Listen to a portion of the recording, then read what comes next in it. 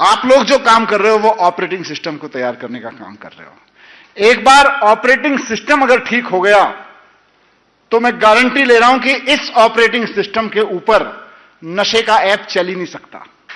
ऐसा operating system बनाएंगे अपन ऐसा ऑपरेटिंग सिस्टम बनाएंगे जिसके ऊपर ये गैंगस्टर, क्राइम, नशा, इस तरह का कोई ऐप नहीं चल सकता।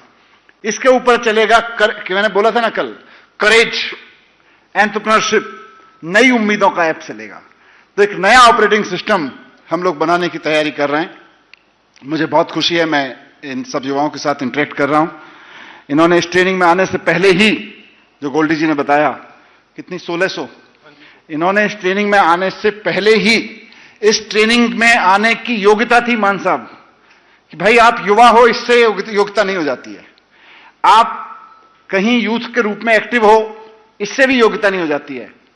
क्या आप गांव-गांव में जाके युवाओं के साथ संवाद करके वहां यूथ क्लब बनाने को तैयार हो? यह इसकी शर्त थी।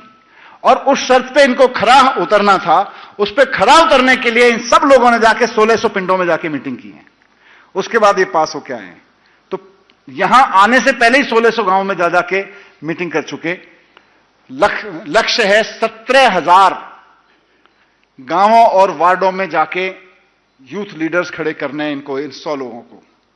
17,000 लोगों को मिलके हर गांव में 20-20 हजार, यानी कि ये 17,000 जोड़ लो और गांव के 20-21 लोगों को जोड़ लो, वार्डों के लगभग 3.5 लाख युवा पंजाब के यूथ क्लब के रूप में खड़े होंगे। मुझे तो गोल्डी जी ने और सेक्रेटरी साहब ने और यहां डायरेक्टर साहब बैठे थे अभी, उन्होंने बताया कि सुदान साहब ने कि 92 से यहां पंजाब सरकार में यूथ क्लब का कोई सिस्टम बना।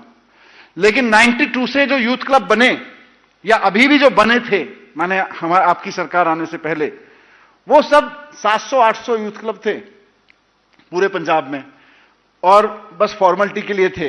किसी ने, इन्होंने ही बताया, मैंने गोल्डी जी से पूछा, मैंने कहा फिर आपने कुछ देखा यूथ क्लब कैसे काम कर रहे हैं? बोले जी मैं कुछ गांव में यूथ क्लब से मिलने गया, सो कॉल्ड यूथ क्लब। मैं गांव में जाता था, उस नाम के लोगों को ढूंढता था, तो वहां पता चलता था गांव के लोग तो मिल जाते थे, पर पता चलता था एक ही परिवार के 4 लोग, एक ही परिवार के 5 लोग मिलकर यूथ क्लब बनाए हुए हैं। फिर क्या होता था? बोला चलो किसी एक परिवार के 5 लोग 4 लोग मिलकर यूथ क्लब में किसी का नाम लिखा हुआ है तो अभी ठीक है, पर उन बंदों को ही नहीं पता कि हमारा नाम किसी यूथ क्लब में लिखा हुआ है सरकार के। बस किसी ने लिखवा दिया